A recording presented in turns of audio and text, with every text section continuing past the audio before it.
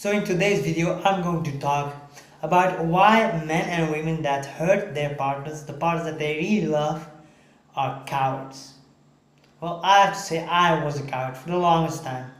Because after the first time that my heart was broken, I shut it off. And every time somebody came close to it, I started pushing them away.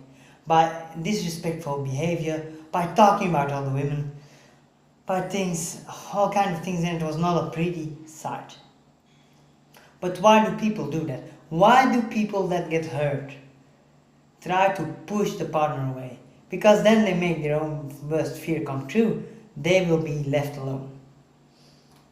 But yes, they will be left alone, but they will feel less rejected. Why? Because when you hurt your partner, when you push them away, you don't completely open yourself. And when you don't completely open yourself, when you can reject it, your subconscious can say, you see, you were not rejected. Your bad behavior was. And so, even though at the surface level you feel that your partner left you, deep down inside you can tell yourself, well, she or he left me because of my behavior, not because of who I really am. But of course it's destructive, because time and time again you hurt the people you truly, deeply love, the person that make you happy, and destroy your own happiness. So what to do? Well, the first thing is that you have to learn how to recognize your own patterns. And the best way to do that is to really listen to your partner. When they get angry, and you have no idea why, it is a very high chance that it was one of your blind spots, that you acted in a way that was not great. But because it was automated, it was your subconscious that really was driving, you are not aware of it.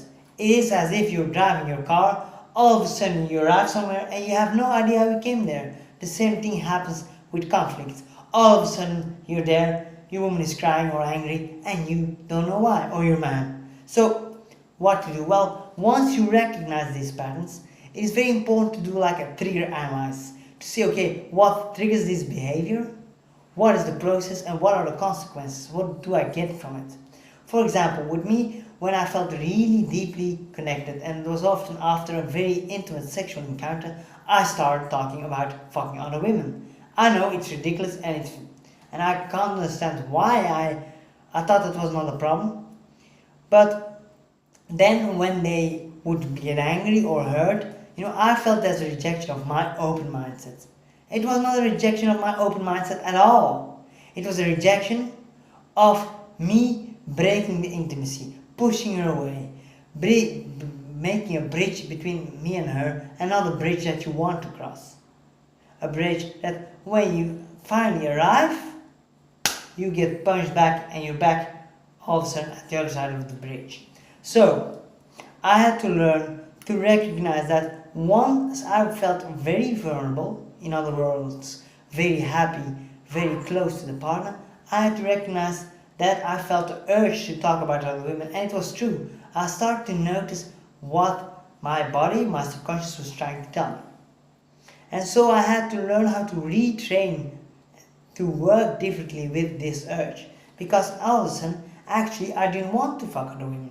Really, like in that moment, I was so happy with her, like I wasn't even thinking about other women consciously, but it just came out. It was as if I was talking out of my ass, and my ass is an asshole. So, okay. But once this happens, once you feel that you're pushing your partner away, it can have two reasons. The first reason can be that, well, your subconscious is noticing that you are sweeping things under the table. That there are things that are not working too well, and you just don't want to face them. And because you don't want to face them, your subconscious says, hey, now it's enough. Or you're going to face the shit that you're sitting on, or you're going to get out of here. And so you push your partner away. Another possibility is that you're just afraid. That you're just afraid that your heart will be broken again.